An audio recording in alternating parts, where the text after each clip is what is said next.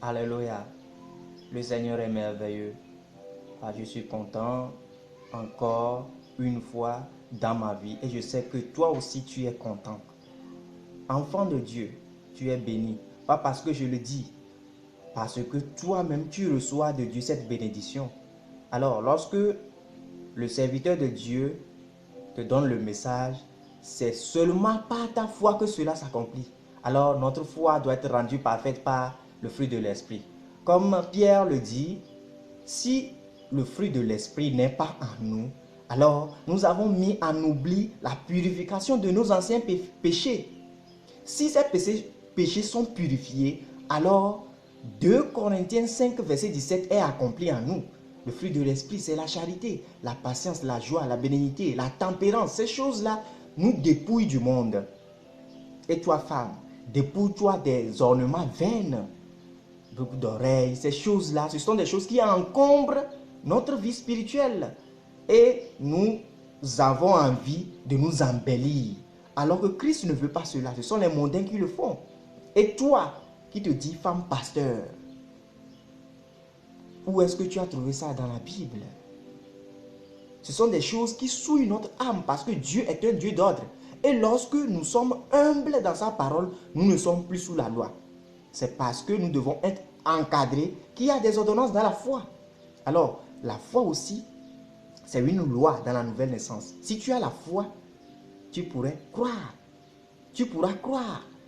Je te dis que si tu crois, tu verras la gloire de Dieu. Le thème que je te donne en ce moment, c'est quoi? C'est l'oubli du vrai message de Jésus-Christ. Le monde entier a oublié le vrai message. Même ceux qui viennent à la télévision, à la radio pour enseigner sur l'internet, la plupart de ces gens-là ne donnent que des messages phares. Repentez-vous. Jésus-Christ revient bientôt. Mais au fin fond, quand tu vas chez eux, ils te donnent le message des richesses, des visas, de l'argent. Alléluia. Nous allons voir quelque chose dans 1 Timothée, le chapitre 6, le verset 3 à 7. Alléluia. Si quelqu'un enseigne de fausses doctrines et ne s'attache pas aux saines paroles de notre Seigneur Jésus-Christ et à la doctrine qui est selon la piété, il est enflé d'orgueil. Il ne sait rien.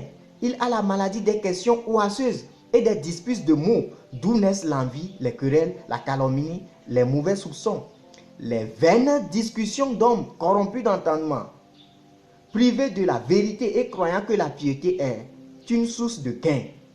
Alléluia. Alors que nous sommes venus avec rien, nous allons partir avec rien, mais nous allons recevoir ce que Dieu a prévu pour nous.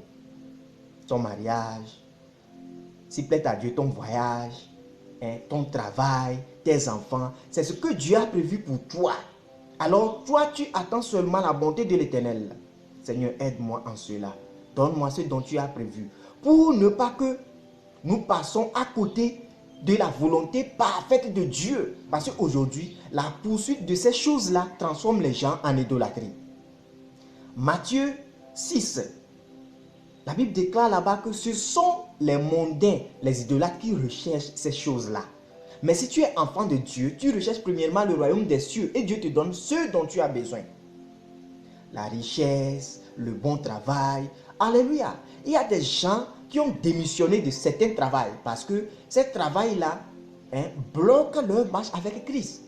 Et ils sont en train d'entreprendre de simples activités pour être en communion avec leur Dieu. Où passeras-tu ton éternité? Quel message reçois-tu aujourd'hui? Si tu es berger, quelle parole partages-tu aujourd'hui avec les bien-aimés?